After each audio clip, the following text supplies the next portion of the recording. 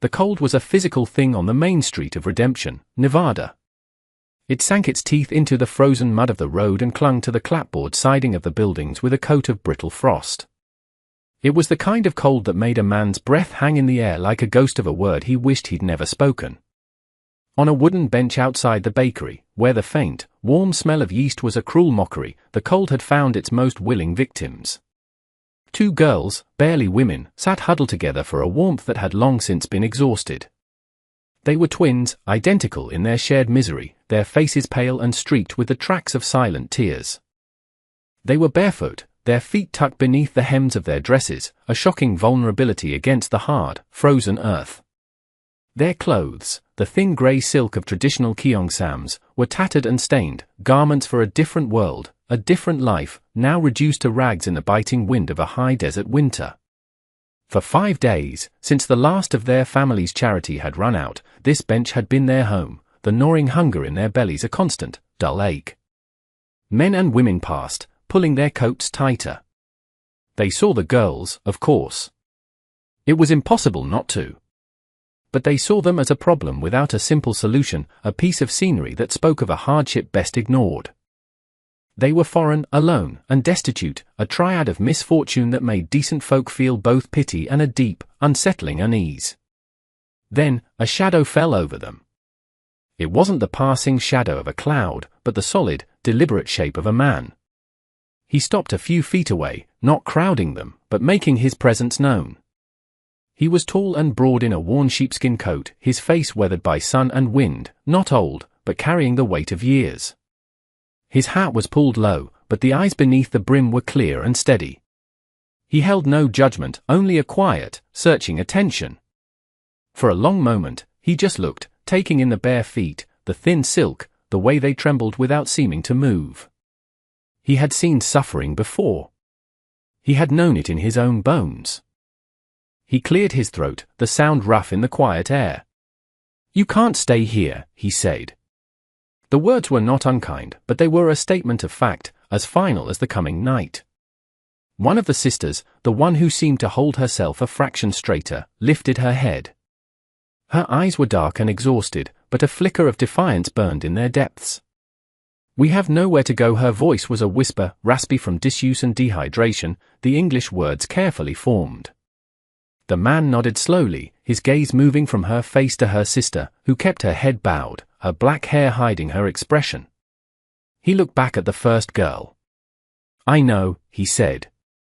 "That's why I'm here." He took a half step closer, his boots crunching on the frozen ground. "My name is Jacob. I have a ranch, about a day's ride from here. It's not much, but it's warm. And there's food." The girl's eyes narrowed slightly.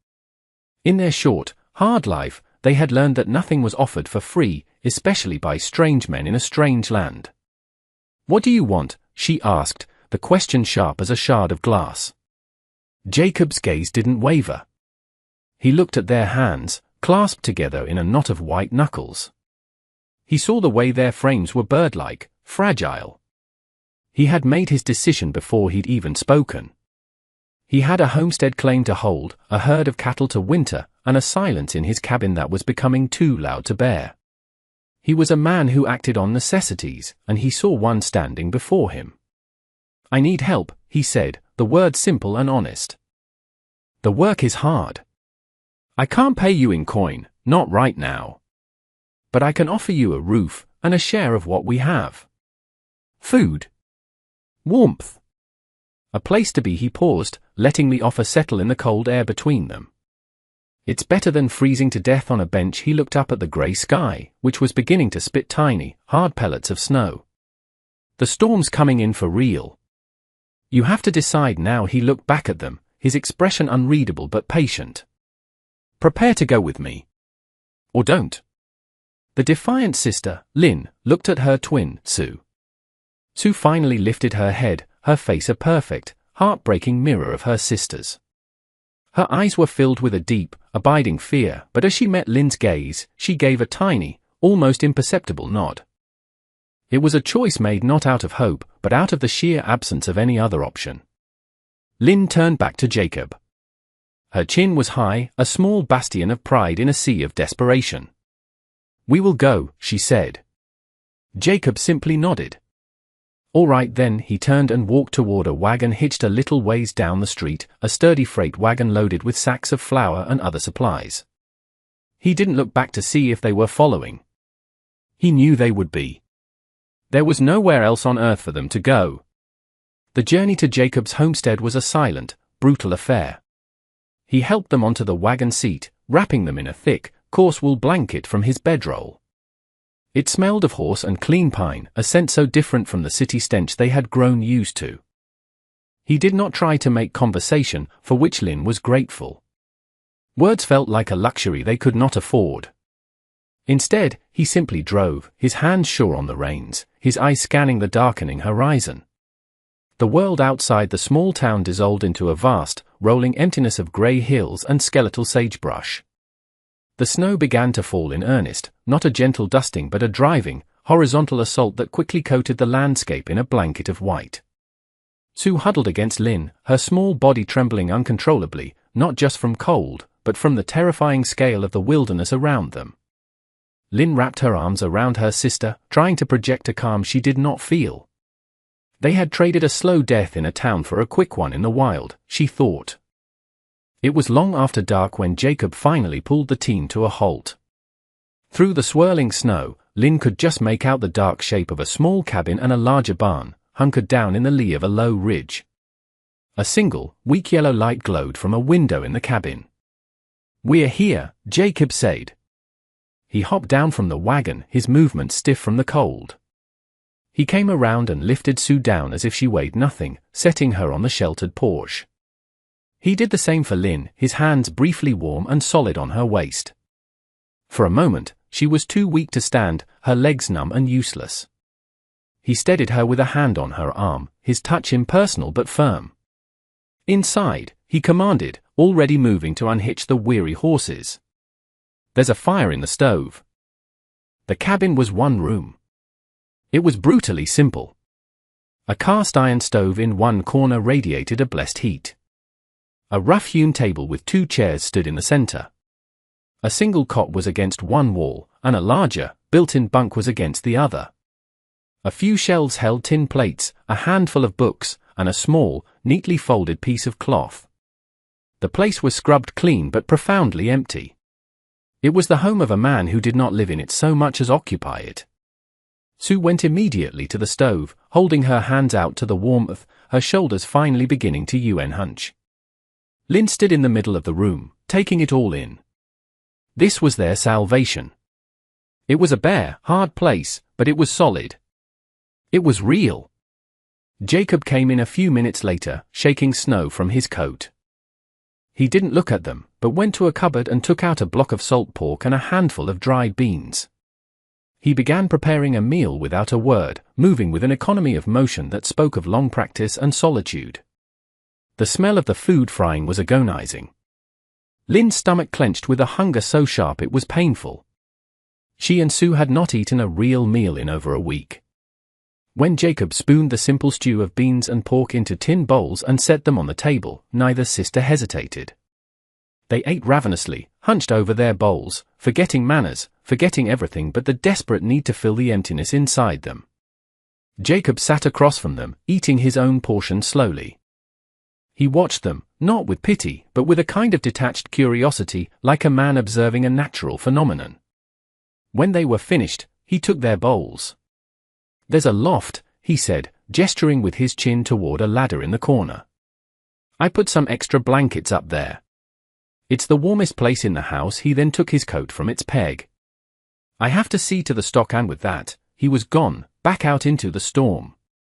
Lynn and Sue climbed the ladder to the small, cramped loft. As he'd promised, there was a thick pile of wool blankets on the rough floorboards. From this vantage point, they could see the whole of the cabin below. They saw the single cot, neatly made. They saw the 2 chairs at the table. They saw the profound, unbreachable solitude of the man who had brought them here. He had offered them shelter, but he had not offered them welcome. Not yet. They were a necessity he had acquired, like a sack of flour or a new axe handle. That night, huddled together under the heavy blankets, with the wind howling outside and the warmth of a full belly spreading through her for the first time in what felt like a lifetime, Lynn stared into the darkness and wondered what kind of bargain they had truly made. They had escaped the bench, but they had traded their known misery for an unknown future, in the house of a silent, solitary man whose kindness felt as sharp and dangerous as the winter itself. The storm raged for 2 days. They were trapped in the small cabin, a triangle of silent strangers. Jacob moved with a quiet, restless energy, mending harnesses at the table, sharpening tools, his hands always busy. He spoke only when necessary, asking them to feed the fire or pass the salt. Lynn and Sue stayed out of his way, retreating to the loft or sitting quietly on a bench by the wall. They learned the rhythms of his silence. They learned the sound of his boots on the floorboards, the way he paused by the window to stare out at the white emptiness, his face a mask of old grief. On the third morning, the sky was a brilliant, painful blue. The world was buried in snow. The drifts will be deep, Jacob said at breakfast. Some of the herd will have sheltered in the canyons, but some will be trapped. I have to go find them. Lynn stood up. We will help. Jacob looked at her, then at Sue. He saw their thin frames, their city-soft hands. He almost refused, but then he saw the look in Lynn's eyes. It was the same defiance he'd seen on the bench in town. It was not a plea. It was a statement. They were not here to be sheltered pets. They were here to work. All right, he said slowly. But you do exactly as I say. This isn't a game. The cold will kill you faster than a wolf. He found clothes for them in a trunk at the foot of his bunk. They were men's clothes, worn soft with use. A flannel shirt, thick wool trousers, and a pair of boots for each of them that had belonged to someone smaller than him. The clothes swam on their small frames, but they were warm. As Lynn pulled on a pair of socks, she saw a flash of something inside the trunk. A child's drawing, folded small. She quickly looked away, feeling as if she had trespassed on sacred ground. The work was harder than anything they had ever imagined. They spent the day struggling through waist-deep snow, following Jacob as he tracked the scattered cattle. He showed them how to spot the signs of a cow buried in a drift, how to dig them out, how to get them moving again. His patience was gruff but absolute. He never raised his voice, but his instructions were clear and firm. By late afternoon, they were driving a small group of half-frozen cattle back toward the barn when they saw the rider. It was a woman, perched on a fine-looking mare, her expensive, fur-lined coat a stark contrast to their own rough garments. She sat on the ridge overlooking Jacob's property, watching them. That's Martha Vance, Jacob said, his voice tight. Owns the biggest spread in this valley. And she thinks that gives her the right to own everyone in it, too. As if summoned, Martha Vance urged her horse down the slope, stopping a few feet away.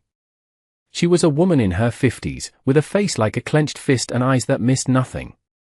Her gaze swept over Lynn and Sue, dismissing them as little more than ranch hands, before settling on Jacob.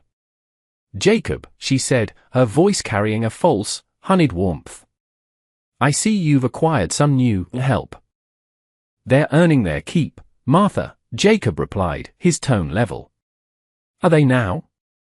She smiled, but it didn't reach her eyes. Funny, the talk in town is that you picked up a pair of strays. Chinese strays, at that. People are wondering what a man like you would want with them. A man living all alone. The insinuation was thick and ugly. Lynn felt a flush of shame and anger heat her face. Sue shrank behind her, trying to disappear into the folds of her oversized coat. Jacob stepped forward, placing himself slightly in front of the girls. He didn't raise his voice. He didn't have to. What I do on my own property is my business, Martha. These girls are under my protection. Now, if you don't have any lost cattle on my land, I'd suggest you get back to yours before the sun sets. For a moment, the two of them were locked in a battle of wills. Martha's eyes narrowed. She had expected him to be cowed, to be ashamed. His quiet defiance infuriated her. She looked past him, at Lynn, her eyes filled with a cold contempt. This is a decent, God-fearing valley, Jacob. People won't stand for impropriety. With a final, withering glare, she wheeled her horse around and rode away, a queen retreating from a battle she had unexpectedly lost. But Lynn knew it was not over. Martha Vance had fired a warning shot. She had made them a public spectacle, a subject for gossip and suspicion. The fragile piece of their new life had been shattered. They were no longer just Jacob's problem. They were the town's. That night, the silence in the cabin was different. It was no longer peaceful, it was heavy with unspoken things. Jacob was quieter than ever, his thoughts clearly miles away. After the meager dinner, as Lynn and Sue were cleaning the plates, he finally spoke. "She won't let it go," he said, staring into the fire. "Martha likes things neat. She doesn't like loose ends. And right now, you're loose ends." Lynn finished wiping the table and came to stand near the stove. "Why did you help us?" she asked, the question she had been holding for days. "You did not know us.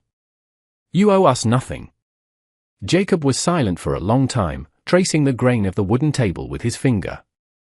"I had a family once," he said, his voice low and rough. "A wife." A little girl. He looked up, and for the first time, Lynn saw past the weathered exterior to the deep, hollow ache within him. "Fever took them. Both in the same week. I buried them on a hill just east of here, 2 years ago." He took a breath, the sound of it ragged in the quiet room. "My wife, Sarah, she was from the city. She hated the silence out here. Said it was too loud.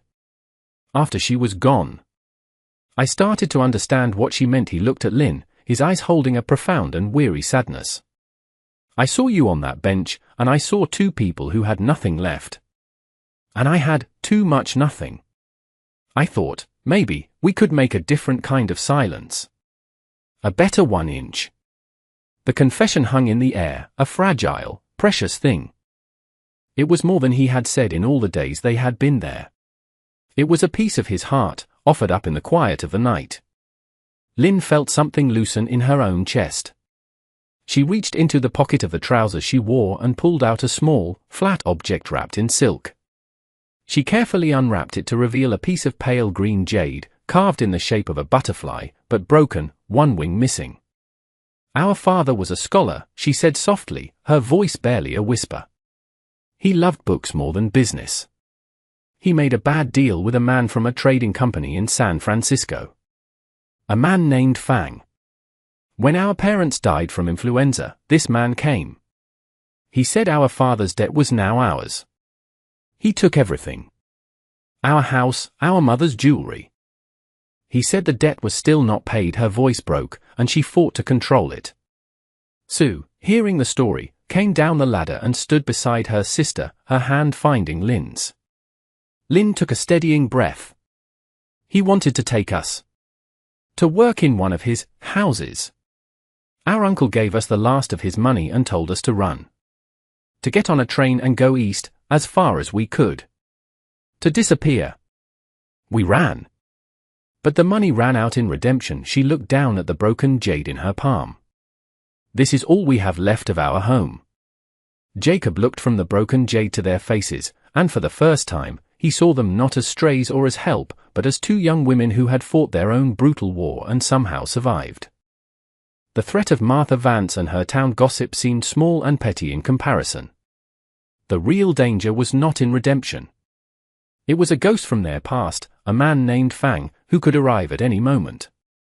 And Jacob knew, with a certainty that settled deep in his gut, that this was a fight he could not turn away from.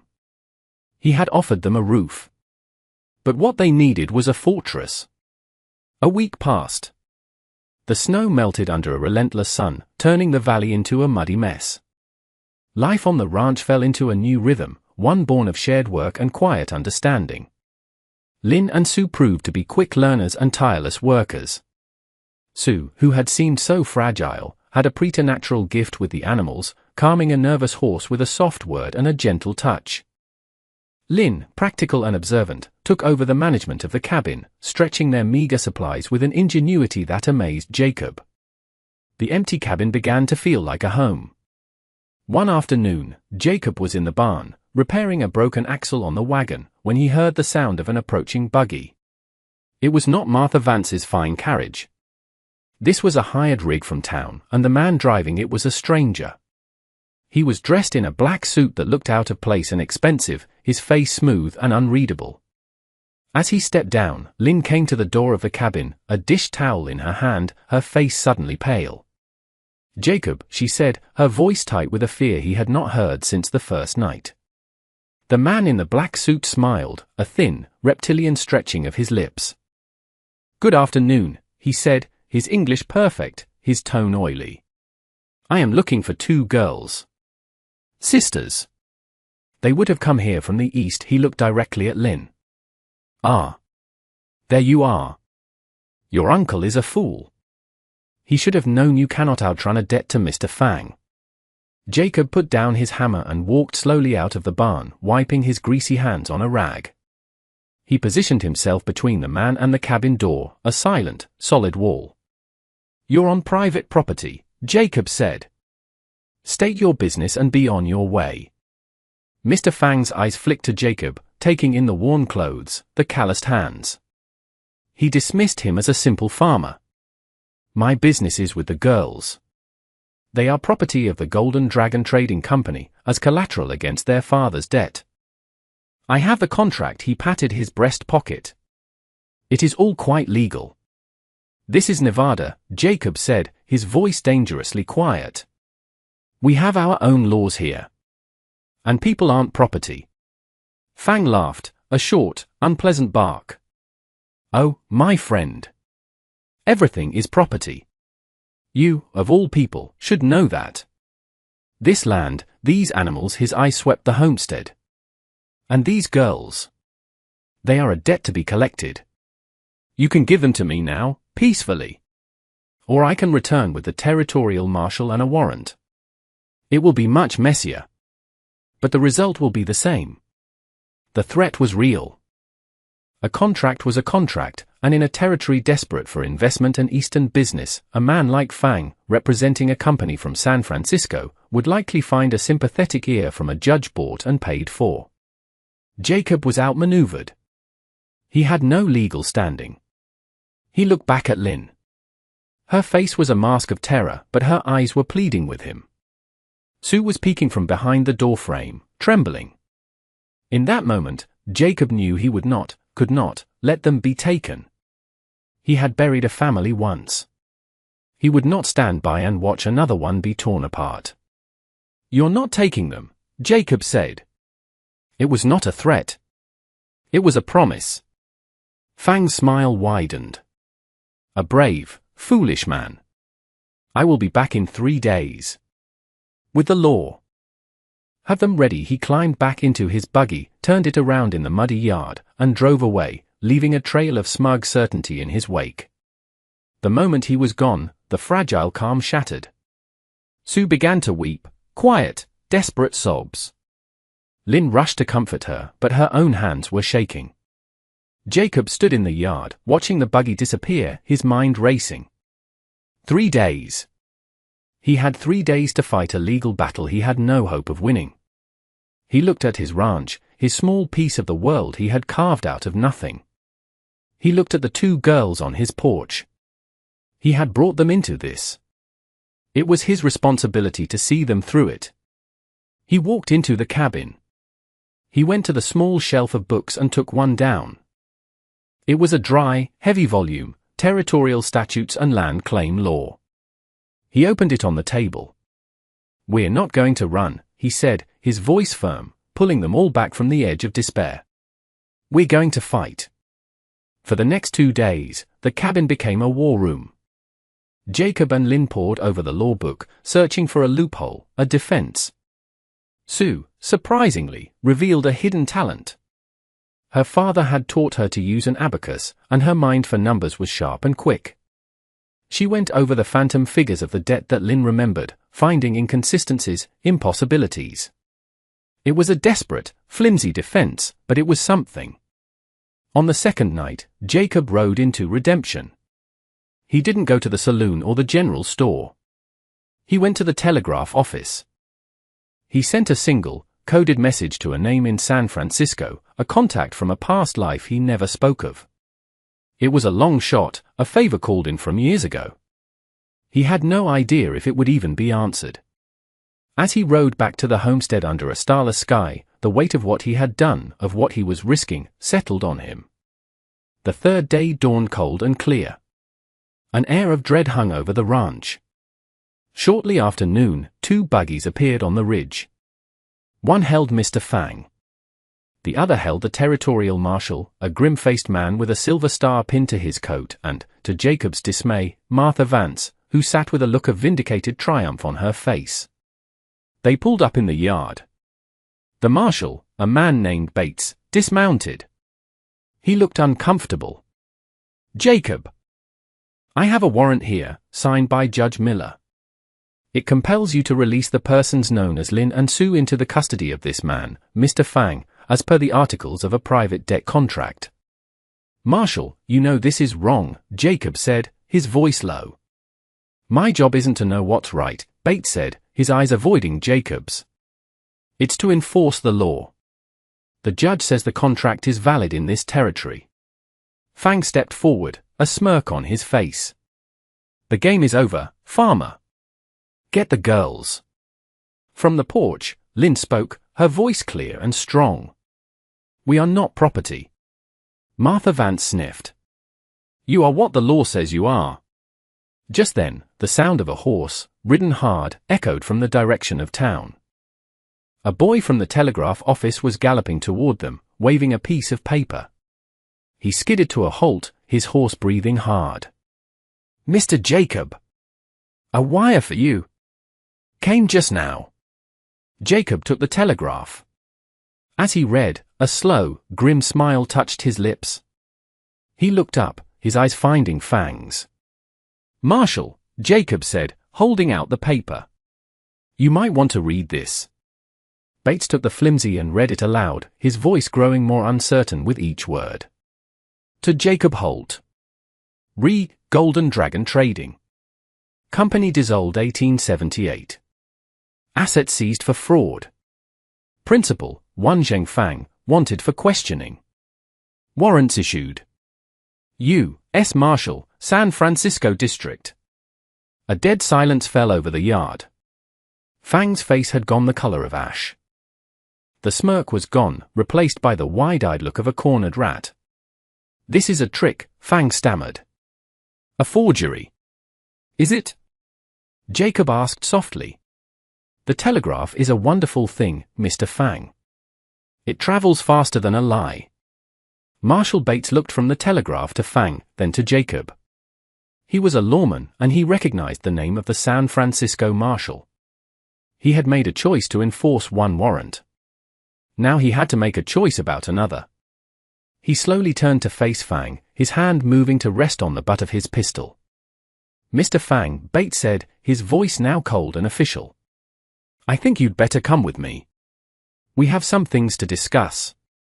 Fang tried to back away, but 2 of Bates's deputies, who had been silent observers until now, stepped forward and took him by the arms. Martha Vance looked on, her face a mask of disbelief and fury. Her moment of triumph had turned to dust. She spat on the ground, turned her buggy around without a word, and whipped her horse into a trot, eager to distance herself from the unfolding scandal. As the deputies led a protesting Fang away, Marshal Bates stopped in front of Jacob. He looked at Lin and Sue, who were clinging to each other on the porch. He looked at the law book still sitting on the cabin table. He tipped his hat.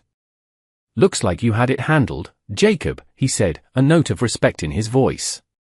He mounted his horse and followed his deputies back toward town, leaving Jacob, Lin, and Sue alone in the quiet yard. The spring that followed was a time of quiet rebuilding. The shadow of Mr. Fang and the specter of the past were gone, leaving behind not emptiness, but a clean, open space. The ranch, which had been a place of solitude for Jacob and a temporary refuge for the sisters, began to transform. Sue's garden, planted in a patch of earth she had tilled herself, flourished with vegetables they had never tasted before. Lynn's sharp mind and Sue's careful accounting turned their small herd into a profitable enterprise, selling milk and cheese in town, where their reputation had shifted from strays to respectable homesteaders. Jacob found himself smiling more. The silence in the cabin was no longer loud with grief, but filled with the soft sounds of life, the click of Sue's knitting needles, the scratch of Lynn's pencil as she tallied their accounts, the shared, easy laughter over a meal. He built a new room onto the cabin, and then another. He replaced the rough bench on the porch with a smooth, sturdy swing, big enough for 3. One evening in late summer, they sat on that swing, watching the sun set the western hills on fire. The air was warm and smelled of sage and dust and the coming rain. They were no longer 3 strangers bound by necessity, but a family, forged in the crucible of a harsh winter and a shared fight. Jacob looked at Lynn, her profile serene in the fading light. He remembered the fierce, terrified girl on the bench in town. He saw the strong, capable woman beside him now. He thought of the broken jade butterfly she had shown him, and he knew that here, in this unlikely place, they had found the missing pieces of themselves in each other. They had faced down the cold, the hunger, the law, and the judgment of others, and they had built something new.